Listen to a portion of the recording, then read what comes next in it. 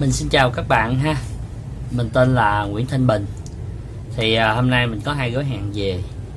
Gói hàng thứ nhất thì để mình mở cho các bạn xem ha. Gói hàng thứ nhất này mình mở gói hàng này ra cho các bạn xem. Hai gói hàng về.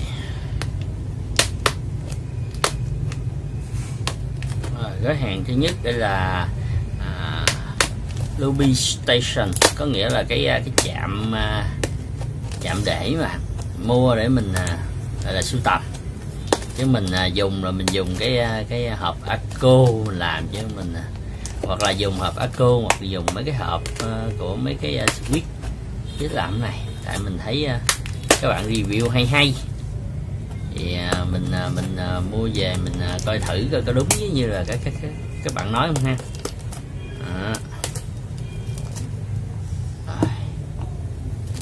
Coi thử trong có gì các bạn ha. Gói rất là kỹ các bạn. Đây là món hàng nha các bạn ha. Rồi món hàng này thì đó là một cái chạm để gắn switch lên tivi thôi chứ. Plus Ruby Plus không có kéo, tạm thời dùng cái kìm để đỡ.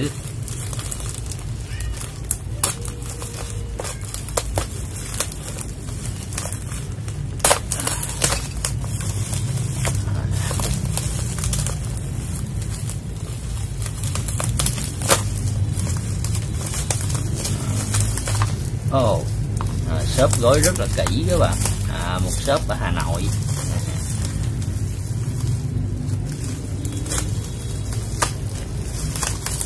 Rất là kỹ. Rồi, trong có gì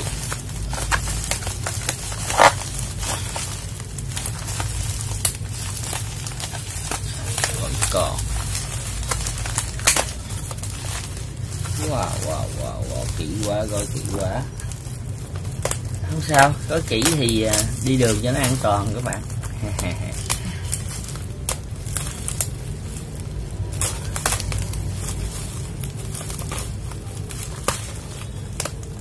Có cái kéo ở đây, bình thường thì có một cái kéo.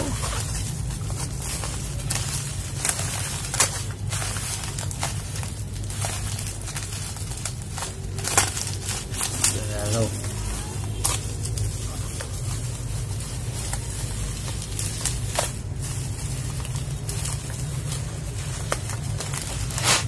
Wow. Còn gì nữa không này? Rồi, rốt cuộc thì nó đã ra các bạn ạ. Rồi, bây giờ là dàn chân cẳng đầy đủ. 4 chân. Cái này còn phải lột nữa các bạn à. Chà, cái này chúng ta còn phải lột nữa. Bây giờ còn phải lột nữa.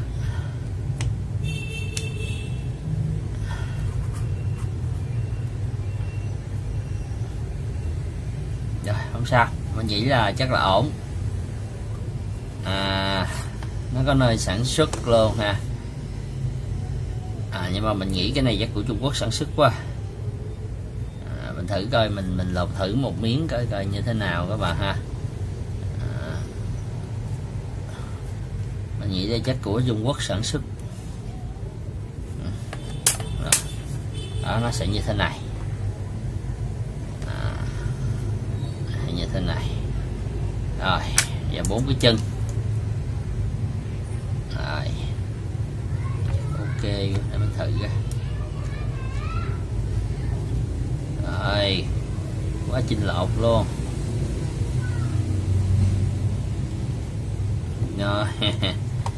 Rồi bây giờ thôi đi lột vậy. Có điểm cao su luôn các bạn à, khá là an tâm. Thì cái này để mình coi coi lột dễ hay khó các bạn ha. Cái này cũng không khó lắm đâu. dễ lộn thôi. Ồ, tuyệt vời các bạn.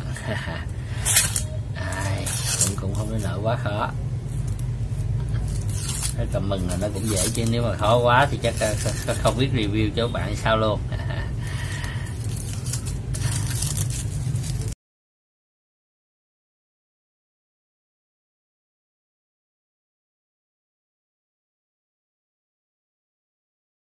Rồi, như vậy là mình được 2 tấm ha các bạn ha. Còn một miếng nhỏ đây. Rồi. Coi mặt nào mặt chính, mặt nào mặt phụ. Rồi, mặt chính. Rồi.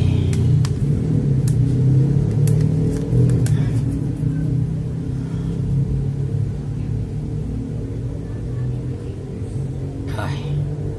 Đây các bạn.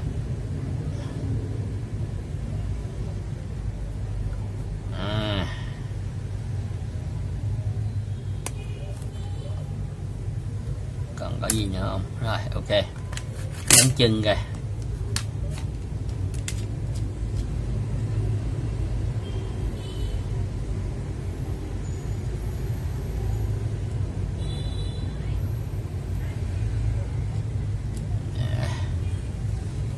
Rồi, ngắn chân.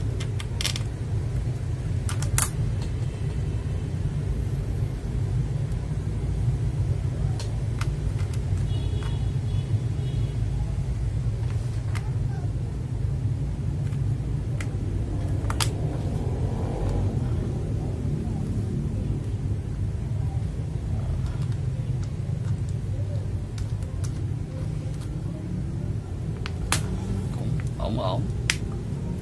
Rồi tiếp tục.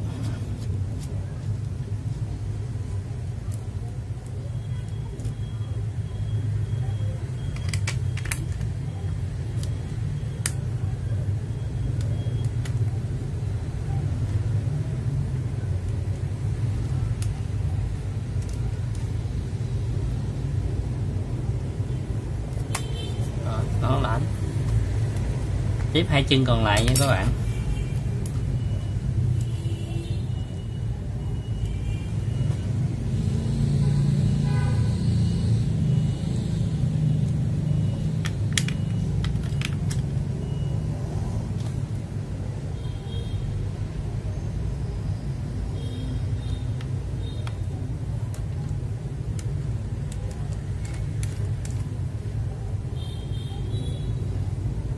Ba chân, chân cuối.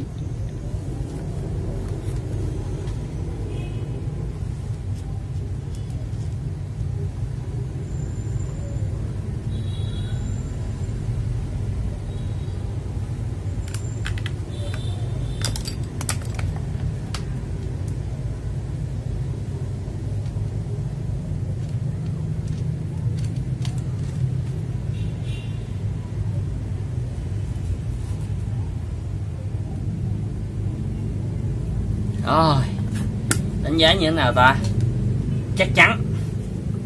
Như vậy thì theo mình nghĩ là rất đáng mua. Rất chắc chắn các bạn.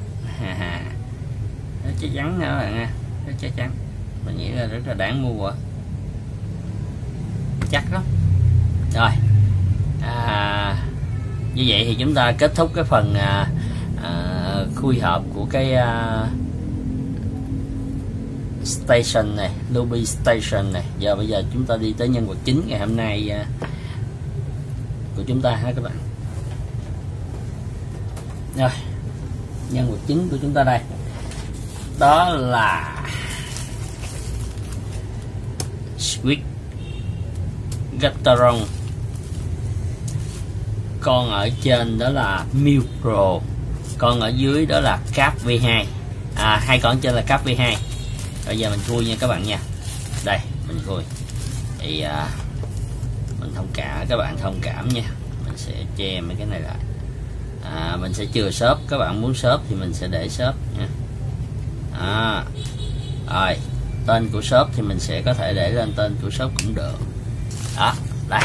Bây giờ mình khui nha các bạn ha.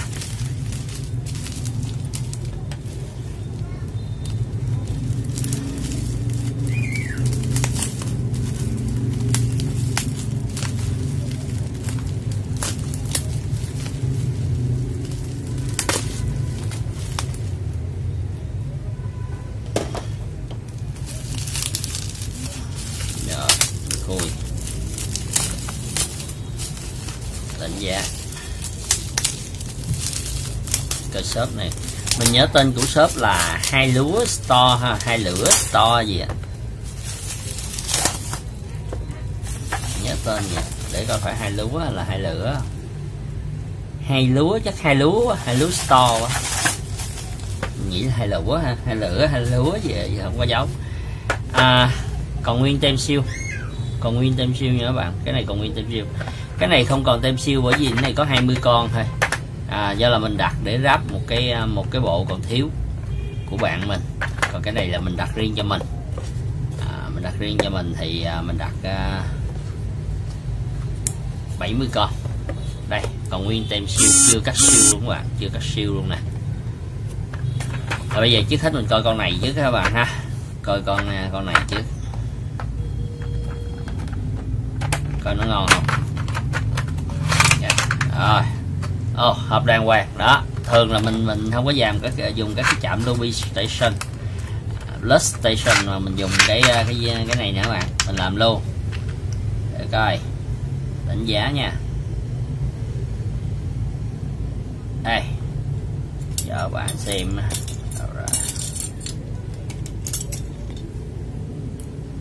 Các bạn xem nè, rơ nhẹ, rơ cũng có độ rơ nhẹ chứ không phải quá nặng, nhưng mà có độ rơ. Mềm nữa bạn. Âm thanh chắc là sẽ thóc đây. Housing. Chắc chắn nha các bạn. Mở ra luôn một con coi thử ha. Mở ra luôn một con, mà hôm nay mình chưa có loss nó nha các bạn ha, mình chưa có loss. Mở một con đi. Loại này là loại 4 chân hay là loại 2 chân, cơ cấu 4 chân? Cơ cấu 4 chân. Rồi, cơ cấu 4 chân. Cơ cấu 4 chân là 4 chân vô cái chân của nó gắn vô kia là 5 chân, nhưng mà cái mình đang nói là cơ cấu 4 chân là cơ cấu 4 chân này nè các bạn. 4 chân này nè. Dạ, thì mình coi thử nha. Coi ngon không nha. Lò xo bự. Lò xo bự. Lò xo là chắc chừng hơn 50 gram chút. Lò xo bự. Là bằng nhựa rất là đặc biệt. Có louis không nè. Có lết rồi các bạn, có lết nhẹ, có mỡ. Có mỡ nè, mỡ nhẹ. Rồi để coi mình đánh giá. Nhựa này nó làm nhựa rất là đặc biệt các bạn, nhựa khá là đặc biệt.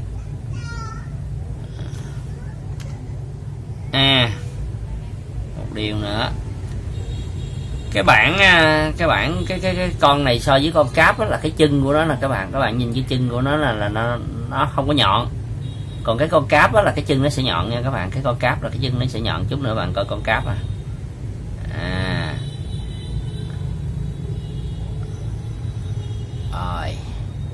mình coi đó các bạn nhìn ha. Không biết mình có rồi, mình coi thử cái chân của nó là so với nhà sản xuất luôn nha các bạn nha. Các bạn đợi mình chút xíu, coi thử cái chân nó với nhà sản xuất luôn.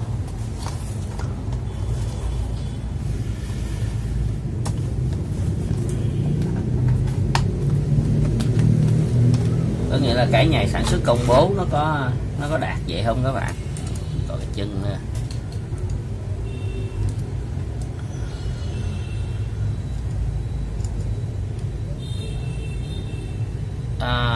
Chưa được 13. Chưa được 13 nè các bạn thấy cái mỡ không? Nè có mỡ nè, như vậy có lết nè.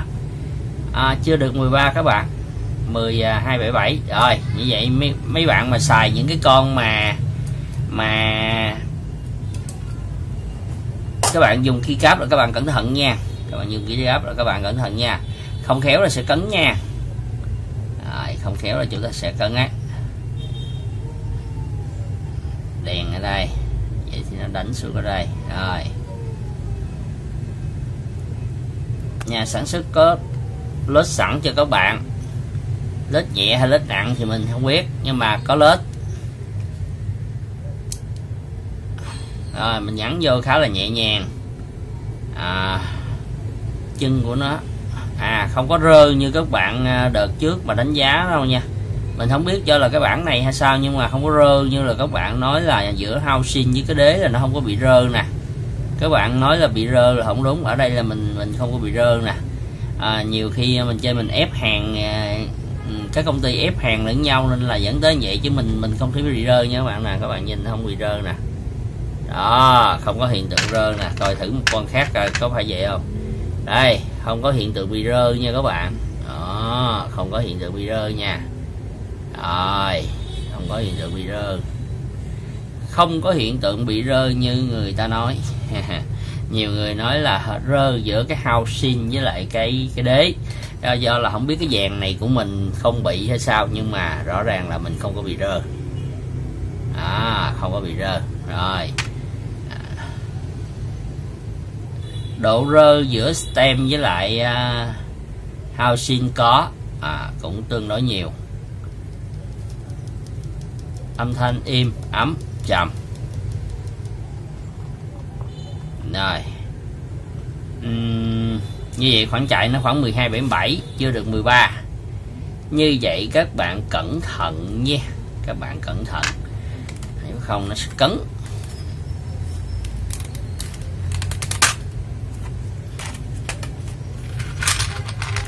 Mượn con này đỡ ha.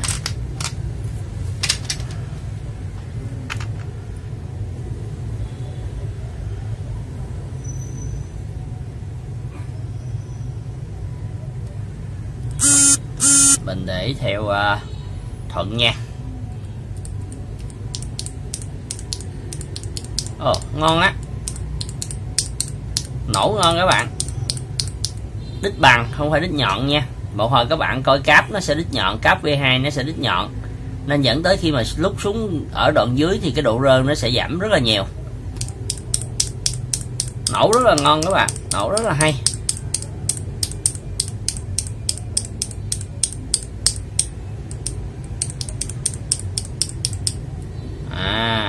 Hôm nay mình chỉ so sánh anh em nhà nó với nhau thôi nha các bạn. Mình sẽ so sánh anh em nhà nó với nhau, gắn vô cũng rất là chắc chắn.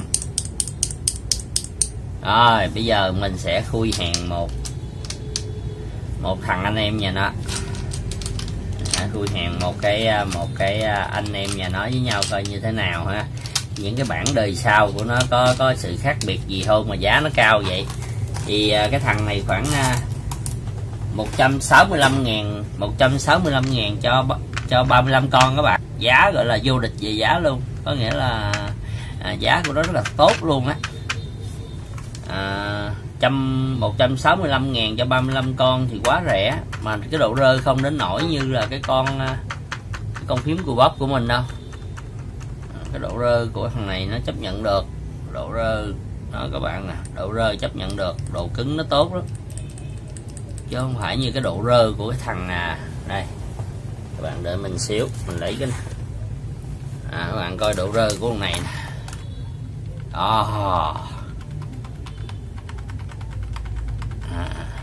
Thôi cũng thông cảm gì, nó là một bàn phím 400.000 các bạn, nên là hơn 400 chút. Các bạn thấy độ rơ nó không? Rồi, còn thằng này không phải rơi đến mức như vậy. Rồi, còn thằng này nó không có rơi đến mức vậy các bạn. Rồi, vài bữa nữa mình thử lên bàn phím cho các bạn xem ha, chứ còn mà nói đây thì cũng chưa có đủ lắm. Để mình thử trên bàn phím cho các bạn xem, nghĩa là mình phải có một cái đế để mình làm, mình gõ cho nó nổ. Rồi bây giờ mình sẽ khui hộp thằng này, ha các bạn ha. Mình sẽ khui hộp thằng này. Đây mình coi cái con cáp V2 có cái sự khác biệt gì không các bạn nha, coi cáp V2 có sự khác biệt gì không.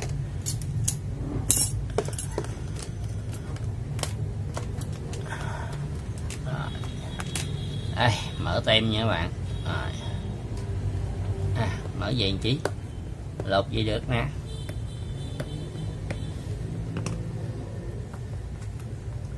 Rồi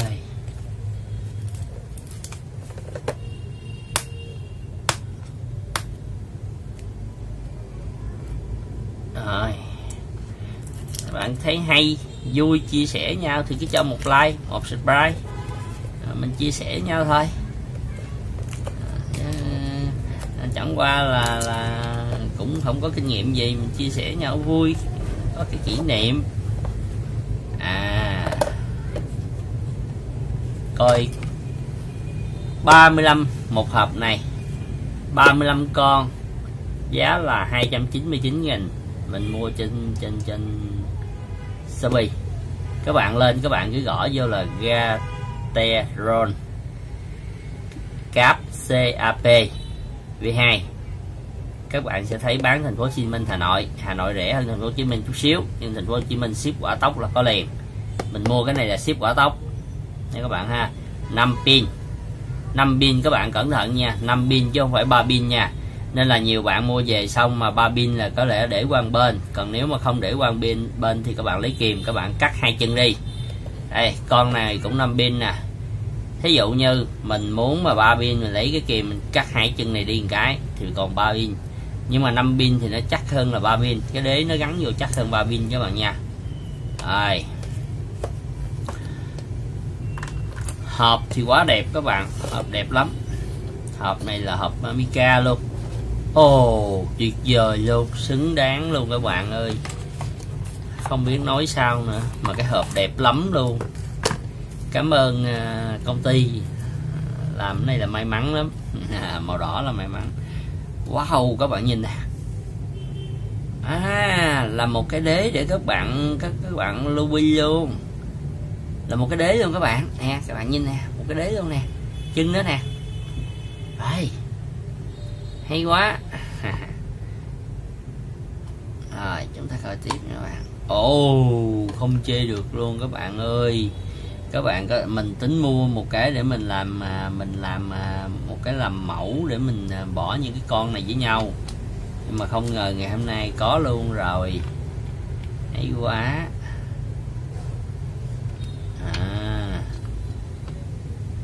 Nhìn xong không muốn xài luôn các bạn ơi, nó đẹp lắm. Cái nhựa nó khỏi chê luôn. Rồi mình thử một con nha. Ồ, nó gài vô luôn các bạn ơi.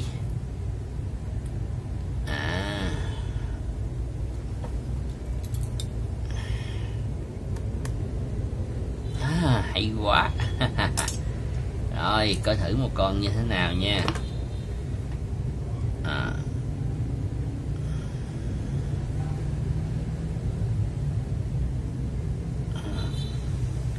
Con này có độ mềm hơn cái con bên cái con này. Coi cùng chất nhựa không các bạn ha. Thằng Cap V2 có vẻ đục hơn. Thằng Micro trong hơn.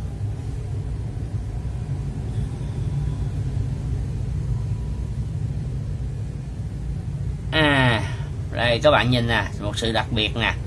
Thằng này là đế bằng nè các bạn, đế bằng không lũng nè, thằng này là đế lũng nè. Nó nổ rất là to nè.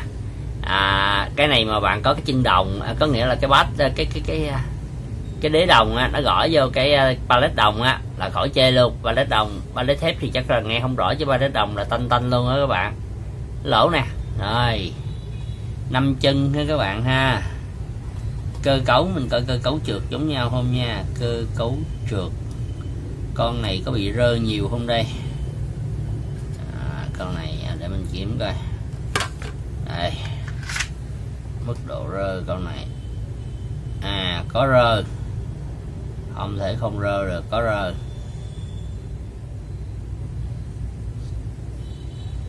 Mà nếu tính ra thì cái con mà Romeo ngon hơn về cái giá tiền với cái độ rơ, chứ con Romeo ngon hơn quá. Anh này chỉ được cái độ đẹp thôi, chứ cái độ rơ có vẻ là hơi nhiều nếu tính ra độ rơ của thằng này có thể sẽ lớn hơn cả thằng này nữa, lớn hơn thằng Pro, thằng Gateron Micro, thằng Gateron Cap V2 độ rơ nhiều hơn Gateron Pro. Để mình thử một con khác coi sao nha, có phải do con này bị lỗi không, thử con khác nha. Rồi thử con khác xem coi.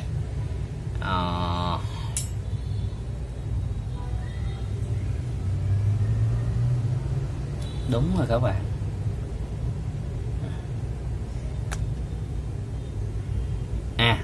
Con như vậy không đồng nhất nhau, con khác đỡ hơn nhiều. Ủa, đây là anh em nhà nói với nhau mà.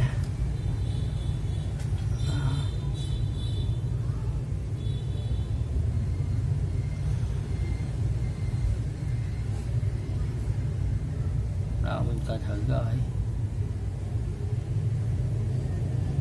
Con này là con Pro. Để hai anh em nhà nói nhau coi.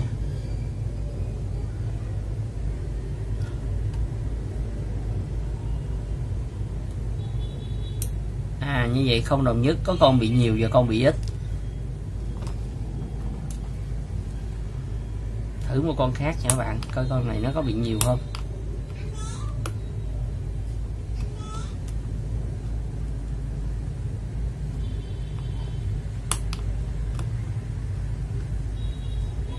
Mấy con luôn đi. Nó lết hết rồi các bạn, giàu quá trời nè. Các bạn mua về các bạn không cần lết đâu. Con này rất chắc chắn luôn. Rồi như vậy là không đồng nhất. Ngon á. Rồi bây giờ mình thử âm thanh nha. Nó lết rồi, khỏi lết rồi, đỡ quá.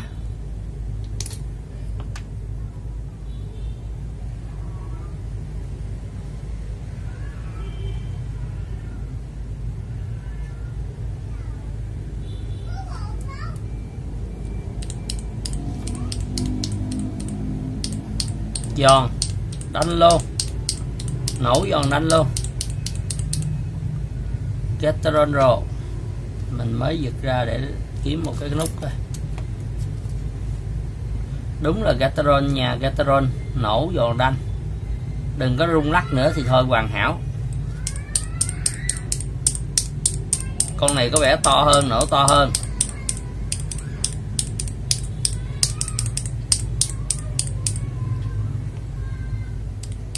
Con này nổ trầm ấm hơn.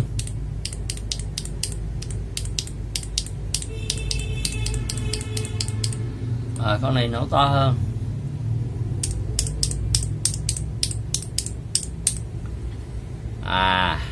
Rồi thì sau nãy giờ thử giờ phải có bàn phím mình mới đưa lên được, mình mới dám đánh giá tiếp được, chứ bây giờ còn giờ chỉ có thể đánh giá sơ khảo thôi. Thì những cái con Gateron Cap V2 phải nói là rất là đẹp các bạn, không có chê vào đâu được luôn, nó rất là đẹp luôn. Chân cẳng của nó làm so với lại cái con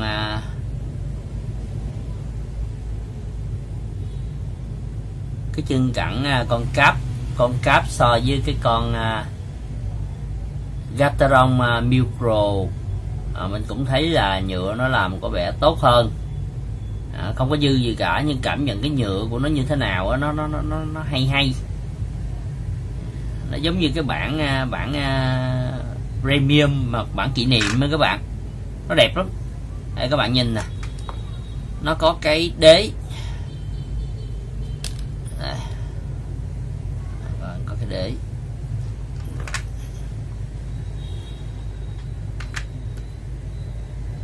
Trên mỗi cái nó có cái đế các bạn. Hay quá, các bạn có thể dùng cái này để các bạn Luby sẵn cái plate, cái Luby đi, mình nói Luby cho nó dễ ha, chứ học plate cái switch khá ngon đó các bạn.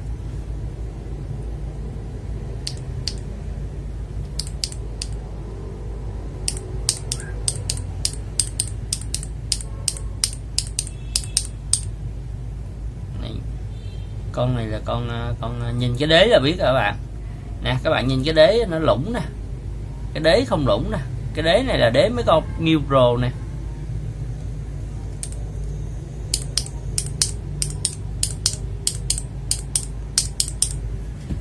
Chứ nếu mà trầm ấm thì các bạn xài con này, cái dàn này. Còn nếu mà để nổ to giòn á thì các bạn nên xài cái dàn micro nổ to giòn lắm các bạn, còn cái này nổ trầm ấm nhẹ nhàng, có hộp rõ ràng, rất là êm. Cái hộp rất là đẹp luôn. Các bạn có cái hộp và chắc các bạn không muốn xài cái sản phẩm này luôn á, các bạn muốn làm kỷ niệm á. Thì thường mình mua về mình cũng xài, nhưng mà nhiều khi đẹp quá cái đầu làm kỷ niệm lại mua thêm cái khác để dành. Rất là đẹp các bạn. Đó, thấy đẹp quá. Rồi để mình tháo một con này ra coi thử coi cái con cáp nó có hơn gì cái con anh em nhà nó không. Con này là con cáp V2 Gateron Mill, cáp V2 Gateron cáp.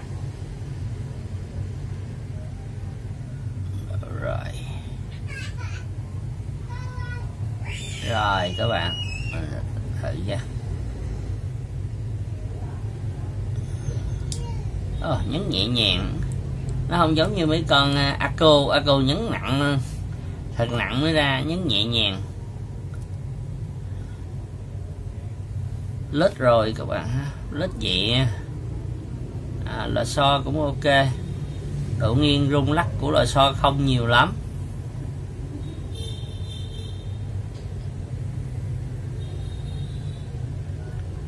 Lò xo gần như dính trực diện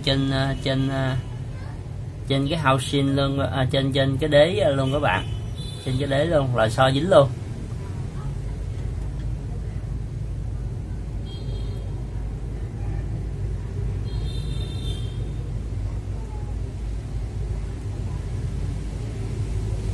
Có độ dài chân của con này, con này nó lít đến nó nhiều hơn con màu vàng micro luôn các bạn nó lít đến nỗi mà nước mà quá trời luôn nè. Cái này đưa vô xài luôn khỏi cần lít lại.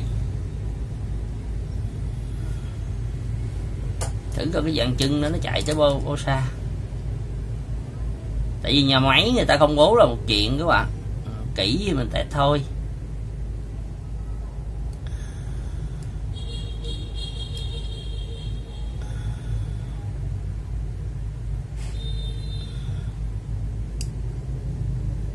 Ôi, chân nó ngắn hơn cả con kia luôn các bạn 1267 cho 1268 đi. Con hồi nãy là 1277, ngắn hơn. Đối với những con ngắn như thế này thì các bạn phải thật là cẩn thận nhé. Các bạn mua keycap là chúng ta thật cẩn thận, hoặc là nếu không cẩn thận thì chúng ta có thể mua mạch xuôi á. Còn nếu mà mua mạch ngược á thì nhớ thật cẩn thận. Không phải bộ nào vô cũng không cấn đâu nha, vô có thể bị cấn á.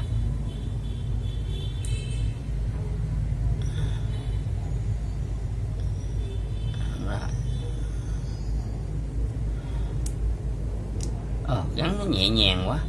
Thằng này có vẻ mình cảm nhận là nó mềm và cái nhựa nó mềm và nó rơ hơn cái thằng em đó.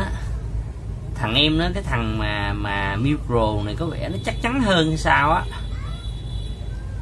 hay là chỉ là cảm nhận, nhưng cái nhựa nó đặc biệt lắm các bạn. Nhựa nhìn thấy cầm vô thấy hay lắm.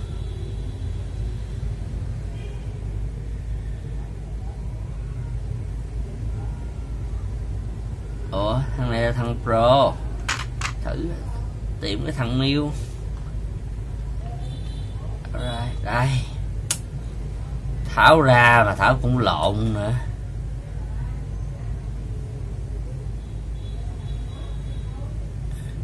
Như vậy là dàn sản xuất không đồng nhất rồi.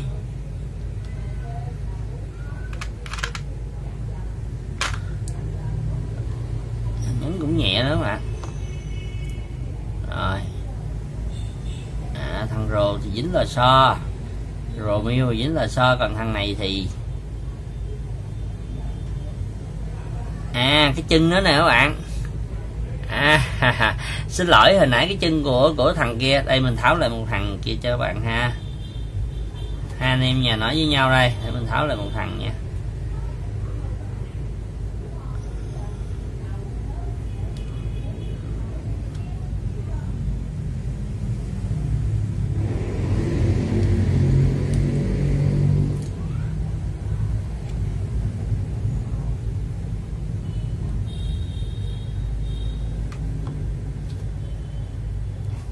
để các bạn coi chân nè, chân thằng Pro nè, chân thằng Cáp nè.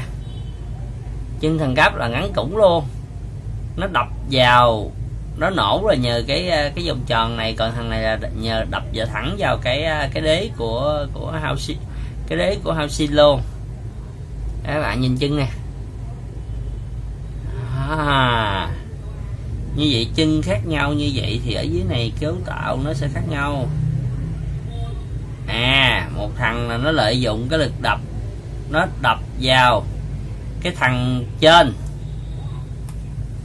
đúng không? Đấy là sao đó. Đây các bạn, cái chân nó nhọn nè, ngược lại nó làm cấu trúc ngược lại.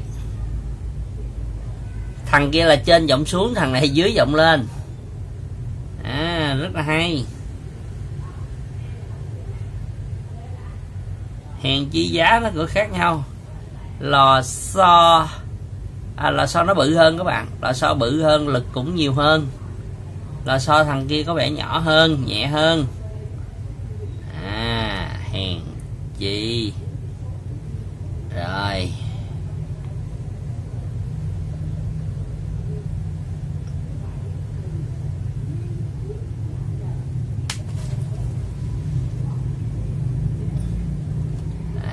ráp lại cho các bạn xem ha.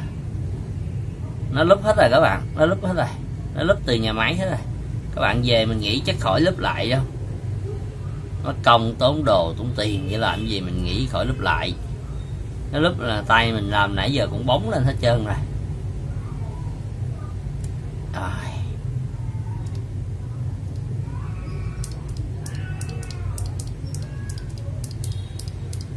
Trơn mượt hơn, có nghĩa là một cái là thường là chúng ta sẽ là ở trên đánh xuống không các bạn, thường ở trên đánh xuống là vọng vô đúng không? Đây, thường ở trên đánh xuống là vọng vô, còn cái này nó ngược lên vậy nè các bạn, đánh trên xuống. Lạ, đáng để nghiên cứu đó các bạn, đáng để tìm hiểu á. Còn độ nổ thì chắc là cái là so đó bự hơn, còn này là so nhỏ hơn.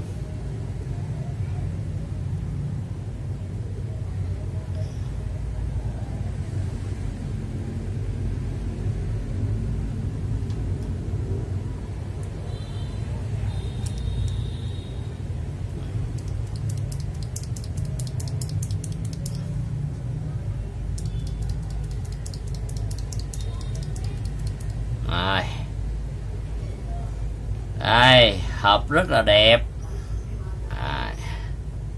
Cái này cũng lạ nữa. Nếu mà mình nghĩ đánh vô trong các cái pallet đồng chắc là đanh lắm các bạn. Còn cái này thì bình thường là như các bản bình thường. Con này thì các bạn cũng nghe nổ rất là giòn đúng không? Mình nghĩ là con này cũng trầm ấm, cũng hay lắm nè, cũng có một cái âm thanh rất là hay nè. Để đợt sau mình sẽ lên cái bàn phím toàn bộ bằng Gateron Cap. Gateron đi, Gateron Cap đi, Gateron Cap, chắc mình lên Cap hết luôn quá. Gateron Cap Pro đi, xin lỗi, Gateron Cap V2, Gateron Cap V2 nha các bạn. Mình sẽ lên hết bằng con này, có lẽ là sẽ rất là hay đây. Thì các bạn chờ xem cái video mà mình lên nguyên một cái dàn này nè, trên cái bàn phím, trên cái kit bàn phím chắc mình dùng 870 mạch xuôi. Mình sẽ đặt một con 870 mạch xuôi để về thử coi sao. Thì để mình sẽ cho nó nổ thử coi hay không, âm thanh nó hay không đó các bạn ha. Các bạn sẽ chờ mình làm cái video đó. Còn trước tiên thì về đánh giá cảm quan, bỏ ra số tiền 299.000 để mà mua một cái bộ keycap Gateron Cap V2 này xứng đáng, rất là xứng đáng. Nếu mà so với lại các cái Aco thì mình nghĩ nó không chắc chắn bằng Aco đâu. Tại vì bữa sau mình sẽ so sánh cho các bạn xem với cái nhựa này, nhựa trong này mà nhựa dẻo này thì nó không thể cứng cáp bằng con Aco được. nhưng mà nó có một cái gì đó cũng rất là hay, một cái gì đó đặc thù của Gateron, đặc biệt là bản miêu, bản sữa. Nội miêu rồ thôi các bạn cũng thấy nó hay nữa, cái nhựa nó hay nữa. Nhựa này mà gặp cái đèn thì khỏi chê, nó xuyên qua luôn, đèn led thì nó xuyên qua luôn. Thì để bữa sau mình sẽ lên cái bộ này ở một cái kit keycap, chắc mình đặt một cái M870 về mình test thử coi sao. Thì trước tiên là vậy. Còn nếu bỏ 299.000 để mua một bộ này thì mình nghĩ là xứng đáng. Nó mắc hơn Arco cũng ví dụ như 290 ngàn là được 45 con, còn cái này chỉ được 35 con. Nhưng mà âm thanh của nó thì cũng nhiều bạn làm trên YouTube thì các bạn cũng biết rồi, nó nổ nghe rất là hay. Thì có thể là đây dàn chân các bạn nhìn thấy là nó lỏng chân như vậy, thì chúng ta sẽ dùng cái này để chúng ta làm cái chạm mà chúng ta lúp các cái switch rất là hay, rất là đẹp luôn. Mà nếu mà các bạn để trên bàn để các bạn bỏ những cái con màu sắc khác nhau vô để các bạn làm kỷ niệm hoặc là làm trưng bày cũng khỏi chê, đẹp lắm các bạn. Mình nghĩ là đẹp lắm.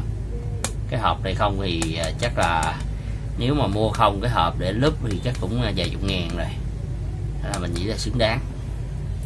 Còn mấy con này thì khỏi chê, trong tầm giá của nó là chắc không có đấu thủ luôn rồi quá. Mấy con Gateron Pro, Mill Pro này chắc trong tầm giá chắc mình nghĩ không có đối thủ. Nó chỉ dở một cái chỗ bạn biết là cái độ rơ. Những cái con Gateron mình không biết lý do tại sao nó làm một cái độ rơ rất là lớn. Những thằng khác nó cũng làm có độ rơ, nhưng mà độ rơ để trượt trên xuống nó im, còn thằng này thì trượt thì quá im mà, nhưng mà sao nó rơ dữ quá các bạn. Nó rơ dữ quá, chứ còn mà im thì trượt im rồi đó, nhưng mà nó rơ hơn con Arco Matcha.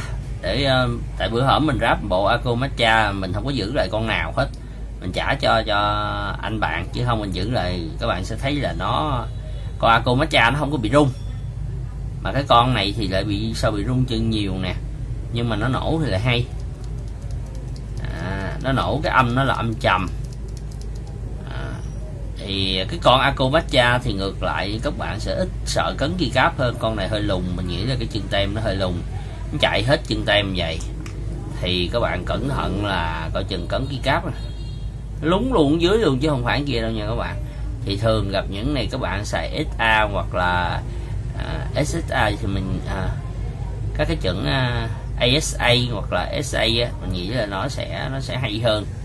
Nếu các bạn sử dụng chuẩn cherry các bạn cẩn thận nha, mình nghĩ là cẩn thận nha, nó lún sâu quá, nó lún hết chân luôn mà còn đi xuống dưới một chút nữa. Thì chúng ta cẩn thận khi vấn đề chúng ta chọn keycap thôi. Còn ngoài ra thì mình nghĩ là với mức giá này thì cái con Mill Pro quá ngon, ngon trong tầm giá luôn. Đừng có rơ nữa thì chắc là cho 10 điểm luôn, còn bây giờ thì mới cho 9 điểm thôi hoặc 8 điểm thôi. Nó còn cái housing nó không có yếu như nhiều người nói nha các bạn. Thằng KP2 này có thể yếu nè, mình lắc hồi nãy có con bị rơ nè, con này là cái con Mill Pro là không có bị nha các bạn. Rồi các bạn lưu ý một số điều vậy khi các bạn mua. Con này nó rẻ lắm các bạn, mua một bộ này, mua một con này, một hộp này có 165 ngàn nè. Các bạn mua các bạn tha hồ test thoải mái. Còn bộ này các bạn mua là cũng 35 con nha, 299 ngàn, được thêm cái hộp. Cái stem nó khác, cái housing khác, stem khác, và cái đế nó cũng khác luôn nữa. Cái lò xo nó to hơn thì các bạn sẽ có những trải nghiệm nó khác nhau giữa hai anh em nhà nó. Mặc dù cũng anh em nhưng mà mình nghĩ sẽ có sự trải nghiệm khác nhau nhiều quá. Thì tới đây mình cũng xin kết thúc cái video tại đây. Mình xin chào và chúc tất cả các bạn thành công.